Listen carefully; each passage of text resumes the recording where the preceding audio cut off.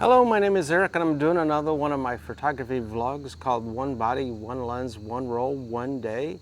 I am here at the Johnson Picnic area part of Hinckley Lake in Medina County, Ohio, part of their Medina Metro Parks or Medina Parks District area. I've never been to this picnic area before. It's kind of cool. You get like a canopied 2 picnic benches, like a fire pit type thing behind me.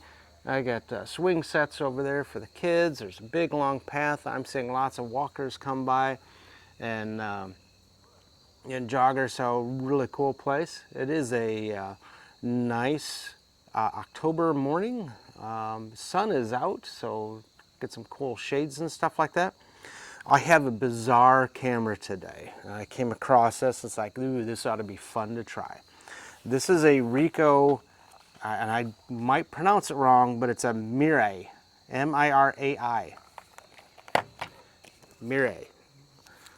It is like a bridge camera, similar to the Olympus IS series camera maybe I shot early on in this project. This one does have a 35 to 135 f4 to 5.6 lens on it.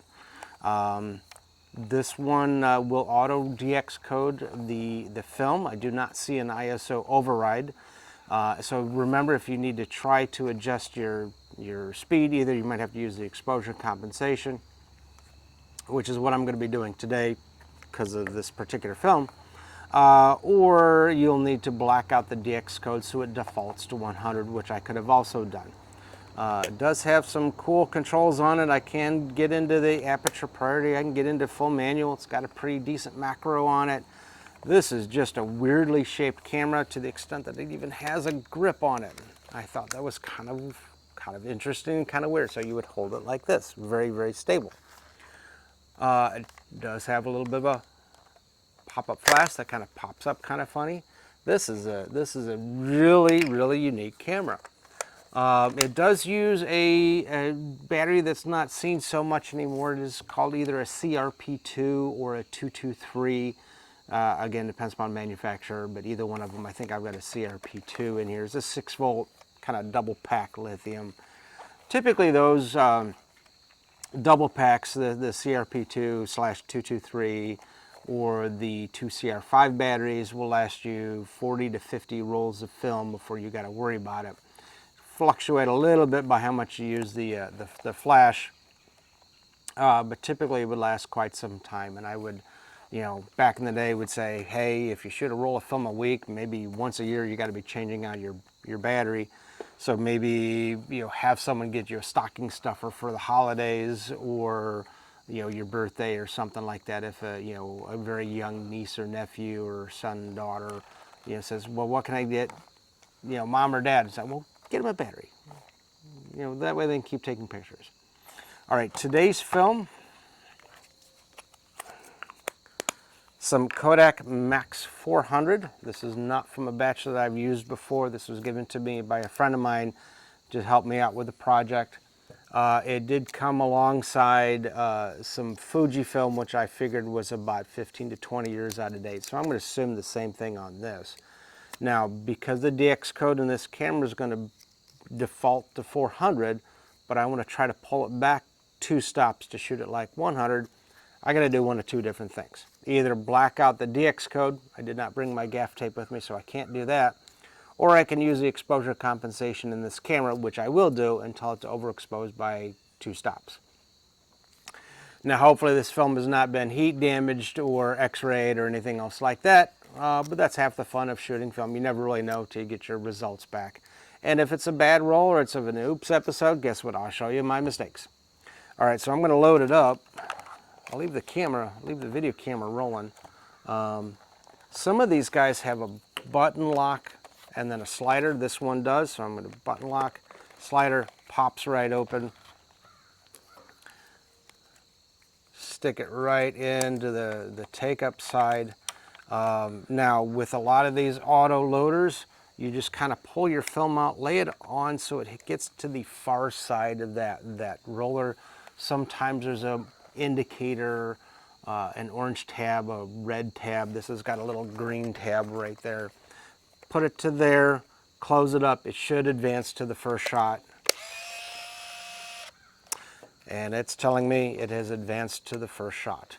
Okay, zoom controls here. I guess I gotta turn it on first.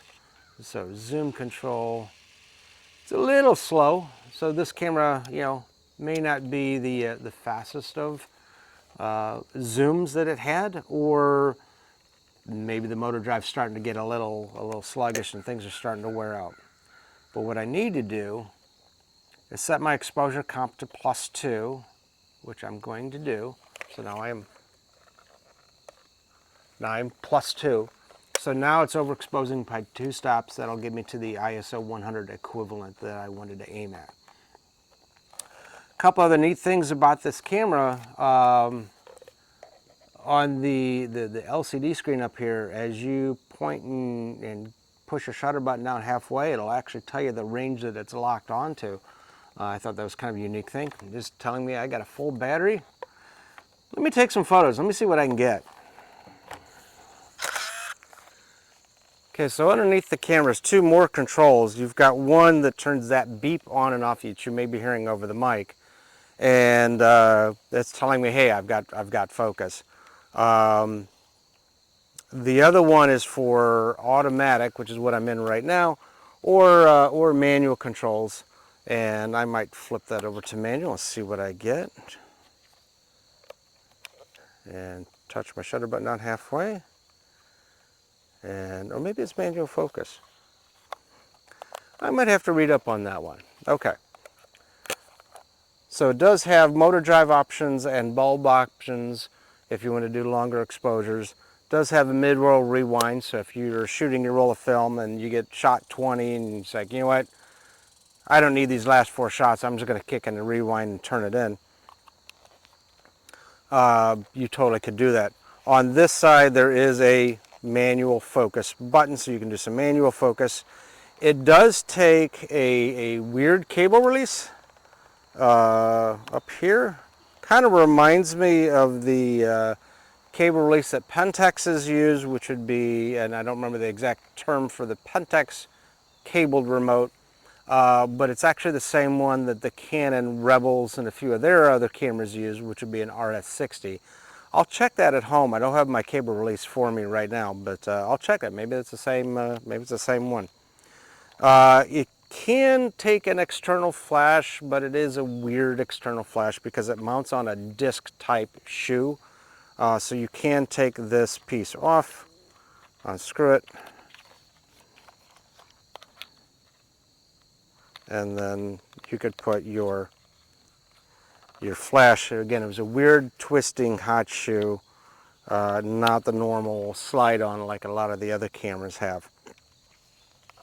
All right, let me get a couple more shots. Be right back.